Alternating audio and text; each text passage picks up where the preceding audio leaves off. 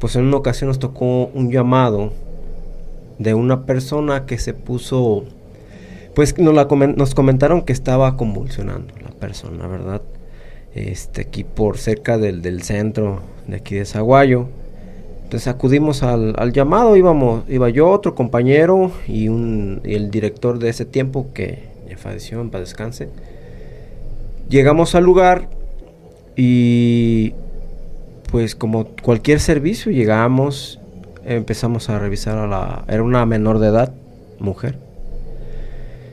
Empezamos a valorarla y notábamos un poco rara a la familia.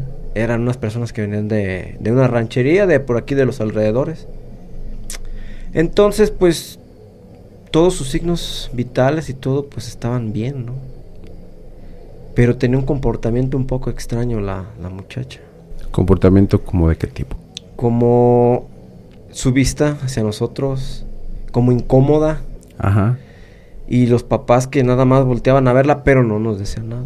Entonces, sí, hasta que de repente la muchacha intentó hablar y la voz no era normal, era una voz como muy aguda, como de hombre así, pero muy muy fuerte. O sea, la cambiaba a ratos. O sea, en cuanto quiso hablar, la voz era completamente, no era de una niña, se puede decir, porque era una niña.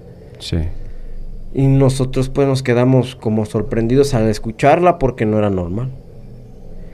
Entonces cuando le preguntamos a los papás qué es lo que tiene la muchacha o qué le notaron, y pues ya tuvieron que decirnos, no, es que venimos buscando a un sacerdote que nos dijeron que estaba aquí en la parroquia del centro de aquí de Zaguayo, porque la muchacha jugó con la ouija.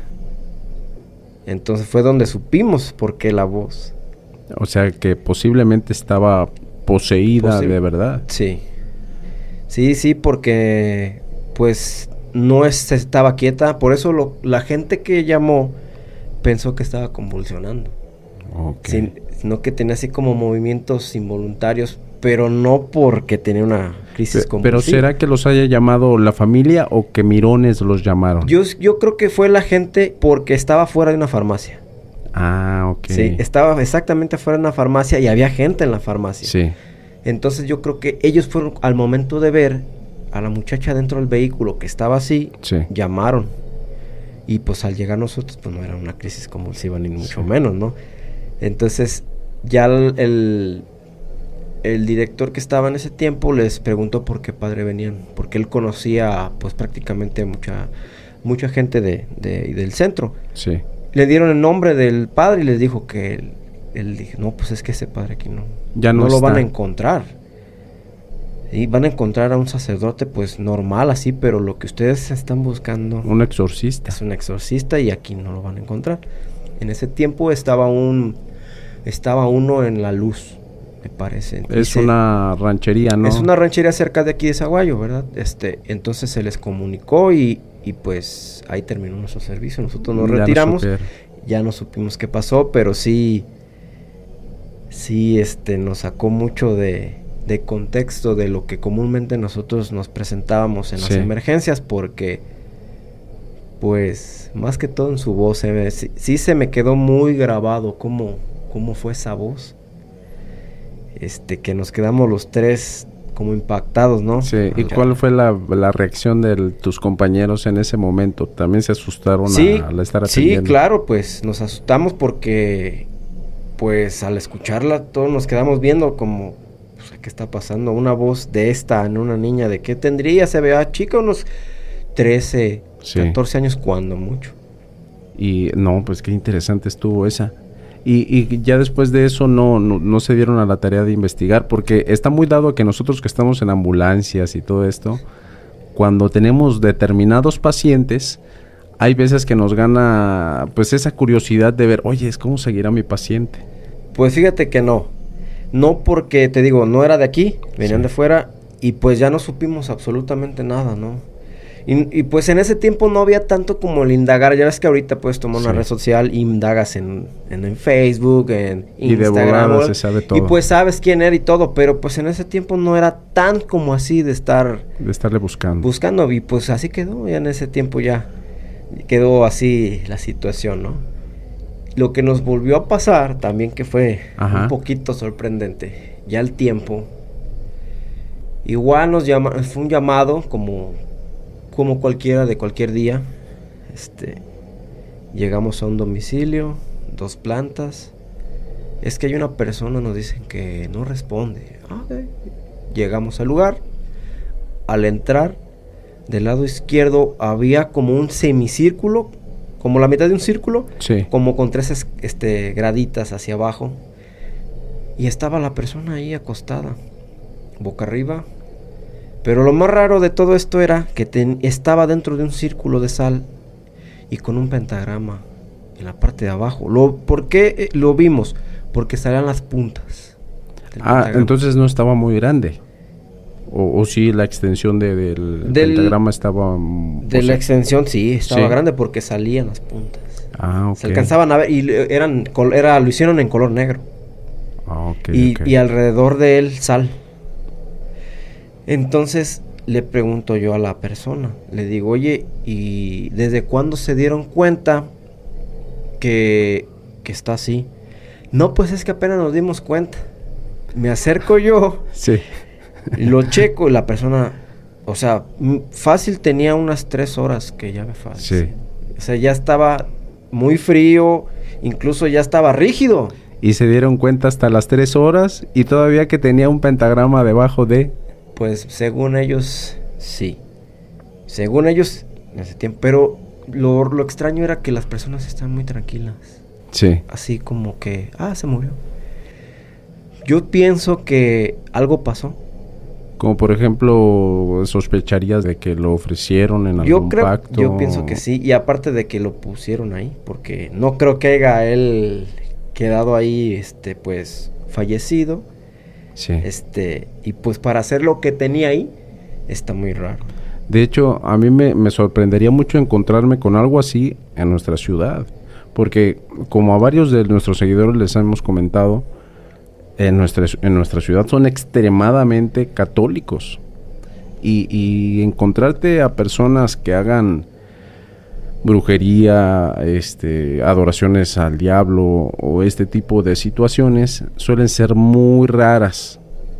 Yo las veo como para una ciudad muy grande, pero aquí raro, se me hace algo muy extraño, pero imagínate, yo no me imagino en un lugar así. Es un poco, sí es extraño, pero sí, pues tú sabes que esta labor, pues prácticamente llegas a muchas casas. Sí. Donde hacen de todo prácticamente. Sí.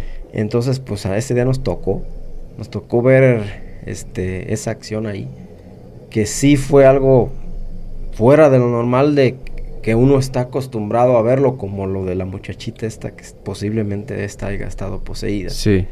Pues esto también nos pasó con esa persona, ¿no? Y como por ejemplo, en ese caso, quiero pensar que también había autoridades, había policías, o todavía no llegaban en ese momento. En ese momento no habían llegado. Lo que hicimos nosotros fue llamarles, que llegaran y vámonos. Entonces no se esperaron. No nos quisimos esperar. Lo que hicimos nosotros fue, llegó las autoridades correspondientes. Ajá. Nosotros nos retiramos, muchas gracias, nos vamos. Hubiese sido interesante ver la cara de los policías, a ver qué decían. Sí nos tocó ver cuando entraron y también como que se quedaron así de qué está pasando aquí, ¿verdad? Sí. Pero ya en ese momento, compañero, nos vemos. Vamos. Ya aquí ya no nos corresponde a nosotros.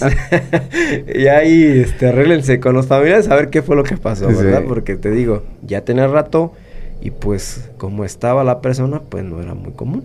Pues sorprendente esa experiencia. Fíjate, va a la par con una historia que te voy a contar que tiene que ver sobre pactos satánicos. Por ahí yo creo que ya la habías escuchado. Pues esta historia me la mandó una persona que presuntamente hizo un pacto con el diablo. Esta persona vivía entre pobreza, o sea, era muy pobre, sin embargo sus padres le daban lo mínimo, básico, lo necesario, y pues no tenía hambre, no no tenía, o sea, no andaba con malas ropas, simple y sencillamente no se podía dar lujos. Entonces este muchacho, al estar asistiendo a escuelas privadas, pues tenía muchos amigos de mucho dinero y pues él veía todas las cosas que ellos podían hacer con este dinero, tener carros, casas, pues invitar a sus amigas a salir y etcétera. Este muchacho hubo un tiempo en el que dijo, ya no quiero ser pobre, yo quiero tener todos estos lujos. Entonces se dio a la tarea de investigar cómo hacer un pacto con el diablo y obtener dinero a cambio de este pacto. Comenzó a investigar en grupos de Facebook, en grupos de su ciudad. Empezó a contactarse con personas que parecían tener un vínculo maligno. O sea, esas personas que ves y las ves vestidas de negro y con símbolos. Sí. Y se acercaba a este muchacho, oyes, ¿tú alguna vez has hecho algún pacto o cosas así? Algunos le decían que sí, pero era evidente que no, que nada más era una apariencia. Pero entre esta búsqueda se dio cuenta de que sí había un grupo en el que podía hacer este pacto, o por lo menos se acercaban más a esto que él quería hacer. En una ocasión lo citaron para ir a su iniciación. En esta iniciación iban a hacer unos ritos en un cerro que se llama el Cerro de la Estrella. El muchacho nunca me dijo de dónde era, pero ya investigué bien. El Cerro de la Estrella se encuentra en Ciudad de México, si no me equivoco. Y de hecho es muy utilizado para este tipo de situaciones. Lo llevaron a este cerro, que iban en grupos, iban en camionetas, y llegaron a un lugar y todas estas personas se reunieron, crearon algunos pentagramas. En cada pico del pentagrama ponían unos nichos de piedras muy grandes y ponían una fogata al centro del pentagrama. Después de esto iban pasando para hacer pedidos o para hacer ofrecimientos. Entre esto también hacían sacrificios.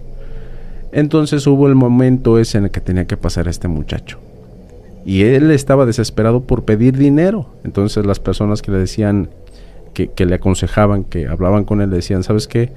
No puedes hacer ningún pedido, te vas a iniciar, nada más, no puedes hacer otra cosa. Primero hay que caminar, después trotar, después correr. Y el muchachillo dice, pues yo no puedo caminar ni trotar, yo tengo que irme a toda prisa. Entonces pues esta gente dijo, bueno, lo iniciamos y se acabó.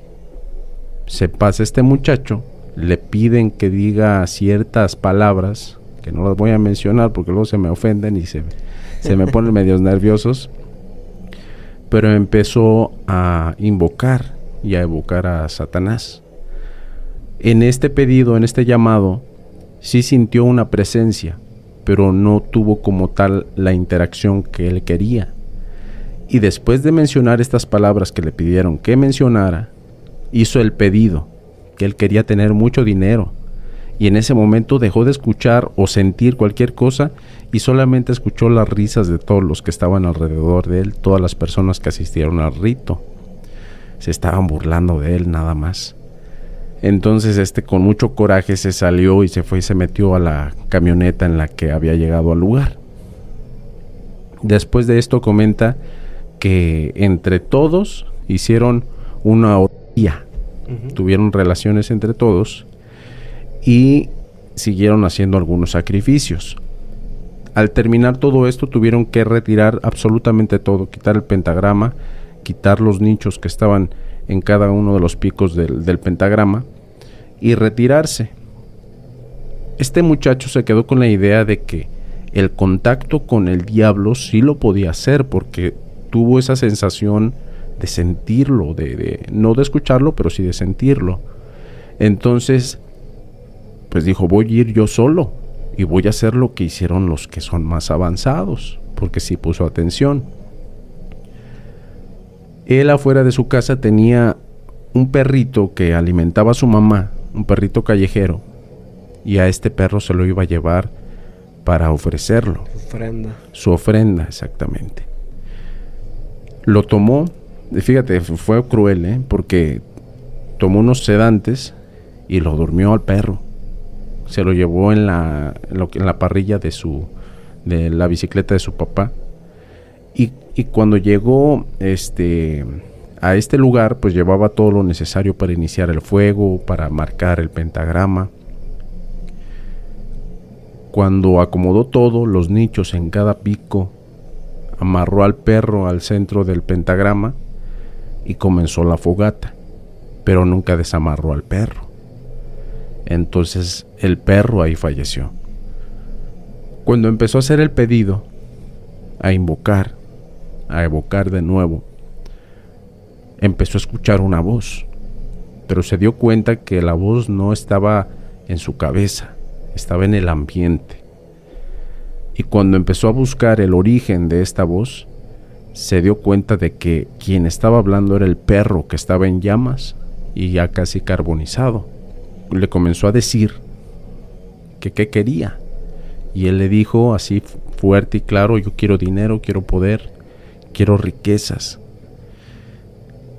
Y este perro le dice: ¿pero qué me vas a dar a cambio?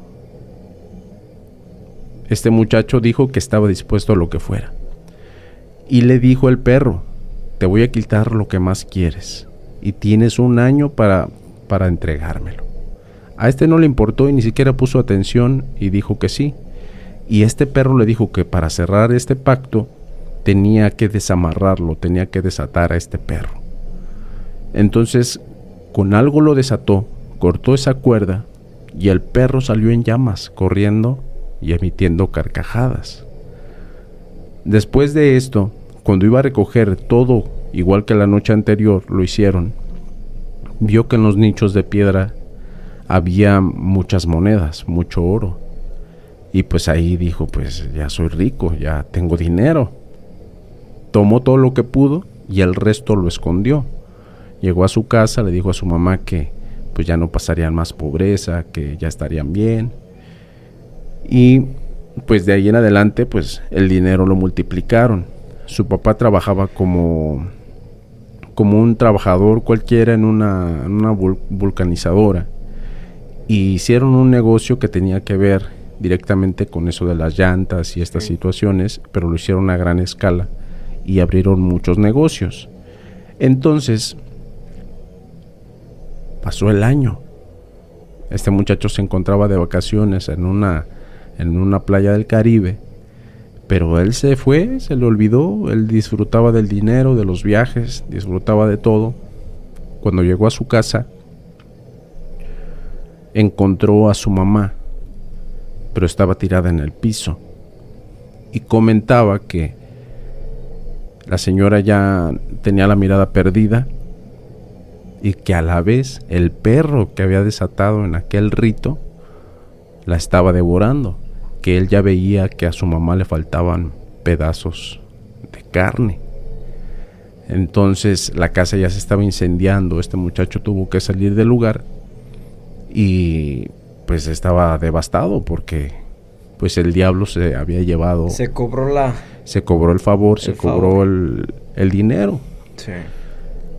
Cuando empezaron a hacer las investigaciones de qué había sucedido en el lugar, porque pues obviamente evento que relaciona una muerte tiene que ser investigado.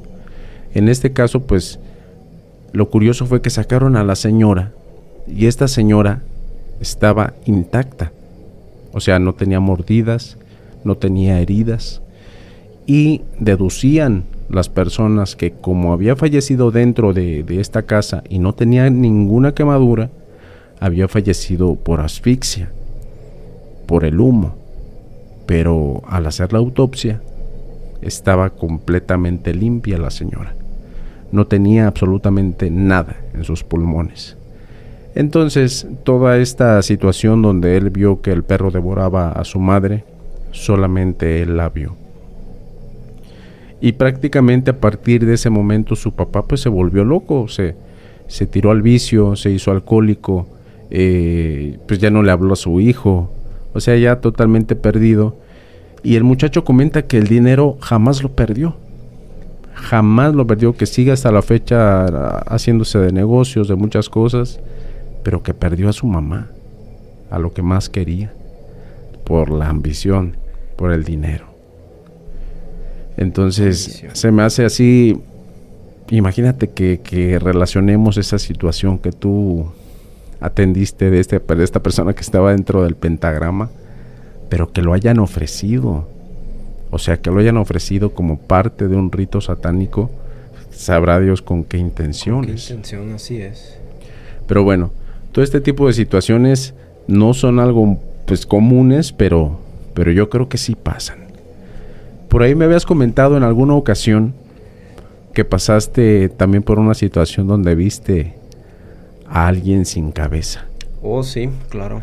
Ahí, ¿qué tienes que decirme mira, sobre ese caso? Lo que pasa que pues yo estaba chico, tendría que unos 14 años, 15.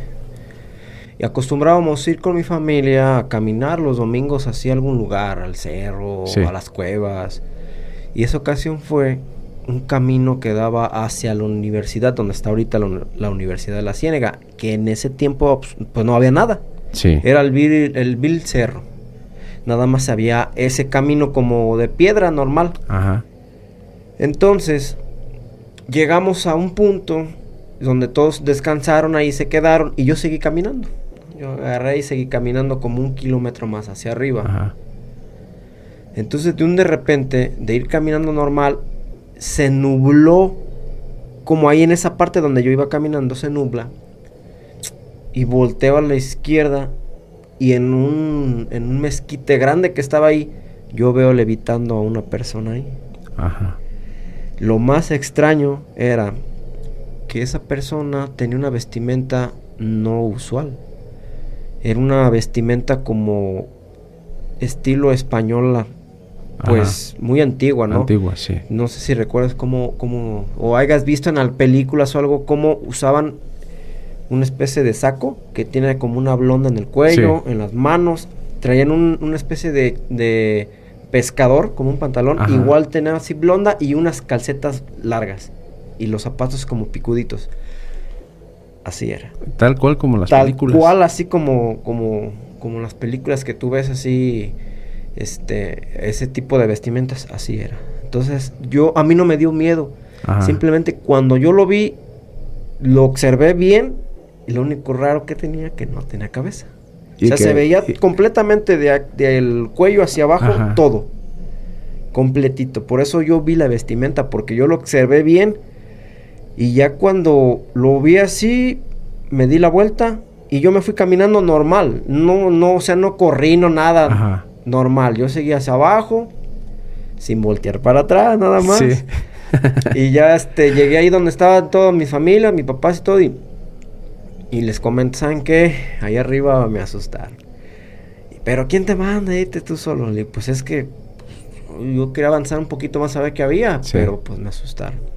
Qué interesante. ¿Y te diste la tarea de investigar qué fue lo que pasó por ahí? ¿O tienes alguna idea de qué pasó? Pues resulta de que por ahí llegó a pasar, era un camino antiguo, un camino donde llegó a pasar cristeros, soldados de ese tiempo, ¿no? Sí. Entonces, pues, creo que, pues yo pienso que lo han de haber matado a esa persona por ahí y ahí lo enterraron. Okay. O que lo abandonaron. Pasaba, o lo abandonaron, pero lo raro es que, ¿por qué no tenía cabeza? Pues a lo mejor se la cortaron. Pues yo pienso que más bien se la han de haber cortado y por ahí lo han de haber aventado a esa persona. Ah, esa estuvo buena. Aquí, sí, a las personas que pues han visto los videos de nuestro canal y pues las colaboraciones que hemos hecho, lo que es nuestra ciudad y nuestros alrededores, toda nuestra región, pues fue partícipe, pero completamente de lo que fue la lucha cristera, que para las personas que nos vean de otros países, que son algunos, que son bastantes, pues esta lucha fue por ahí de los años 20, los 30, donde hubo una pelea entre gobierno y la iglesia. Y aquí la cuestión está en que los creyentes, o sea, los partícipes de la iglesia, pues derramaron mucha sangre, tanto de gobierno como de ellos. Incluso pues en nuestra ciudad tenemos un santo sí, que fue partícipe de esta lucha y que es un niño, se llama José Sánchez del Río, ahí por ahí si le quieren investigar, incluso tiene una película, Se llama Cristiada. La Cristiada, creo que Cristiada. sí. Sí, y pues ahí prácticamente está la historia. ¿Sabes qué es lo que no me gusta de la película? It hurt good, more than I can say. But maybe love isn't holding on. Maybe it's knowing when to walk away.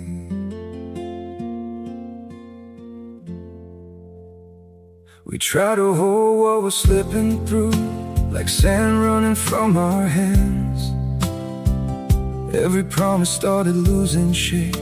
We couldn't be what we once planned. Your eyes would look right through mine, like you were already gone. We stayed too long in a fading light, trying to prove we still. It hurt good, more than I can say. But maybe love isn't holding on. Maybe it's knowing when to walk away. We try to hold what we're slipping through, like sand running from our hands. Every promise started losing shape. We couldn't be what we once planned. Your eyes would look right through mine, like you were already gone. We stayed too long in a fading light, trying to prove we still. It hurt good, more than I can say. But maybe love isn't holding on. Maybe it's knowing when to walk away.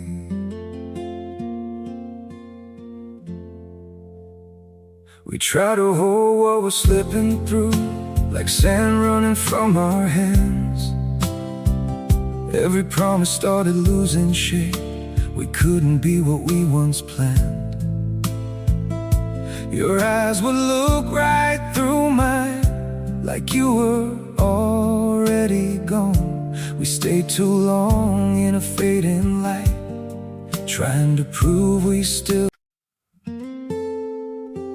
It hurt good, more than I can say. But maybe love isn't holding on. Maybe it's knowing when to walk away.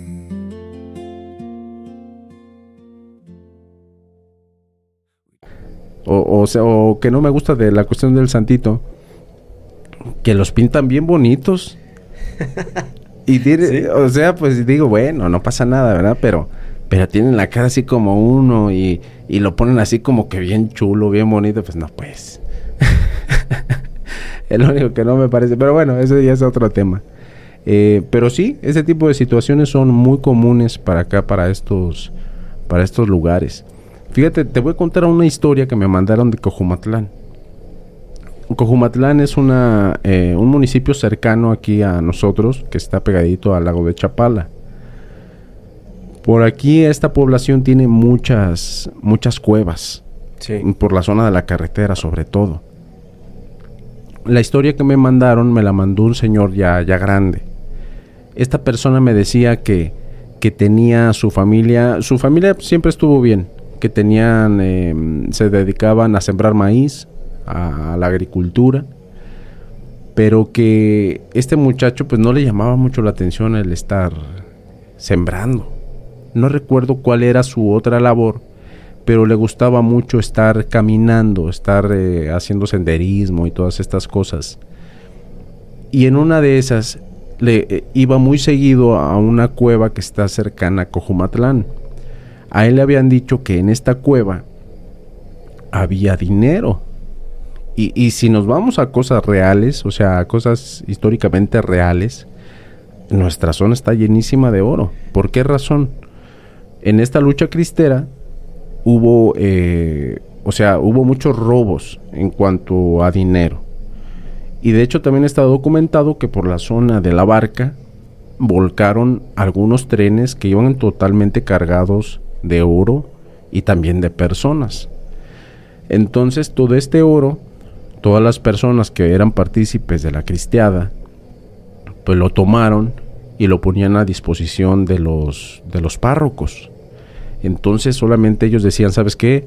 Llévalo a las orillas del río Zaguayo o llévalos a X cueva y ahí vamos a resguardar el dinero, porque también ellos corrían el peligro de que se los podían quitar. Sí, sí. Entonces se rumoraba que parte de este tipo de dinero estaban en este tipo de cuevas. Cuando iban a las cuevas nunca encontraban nada. En una de esas le tocó a este muchacho ir con su papá ahí a esa cueva y comenta que de estar revisando toda esta cueva por todas partes, vio que ya se había terminado, pero había visto una piedra que estaba con una forma algo extraña. Al ver la piedra, intentó jalarla y al jalarla se cayó como que un montículo y era otra entrada hacia la cueva. Se adentraron a la cueva, llevaban unas lámparas de aceite y escuchaban ellos como que había mucho goteo de agua, mucha humedad se sentía, de hecho estaban sudando muchísimo. Y cuando estaban ya casi por lo que él decía era el fondo de la cueva, estaban escuchando voces de personas que estaban platicando, incluso llegaron a escuchar algunos balazos. Y lo que más les sorprendió es que cuando llegaron a lo que era parte del final de esta cueva, vieron que había huesos de personas. Sí. Y estos huesos de personas estaban abrazados a unos costales y a unos cofres, que al revisar todo esto eran armas, eran centenarios, eran lingotes de oro. Y pues imagínate el papá y él cómo quedaron de sorprendidos. La cuestión está en que el papá le dijo que no podía tomar nada, que porque todo tiene su precio. Entonces cuando le dijo esto al muchacho, este señor, el muchacho no le hizo caso y agarró un puño de monedas. Cuando iban de salida, resulta de que en unas piedras que estaban acomodadas por ahí estaban unas personas. O sea, unas personas las vieron así físicamente. Estas personas se comunicaron con ellos y les empezaron a decir: ¿qué hay? ¿Cómo están? ¿Cómo va la cosa? ¿Los mandó el padre por la carga? ¿O cómo está la cosa? ¿Qué pasó?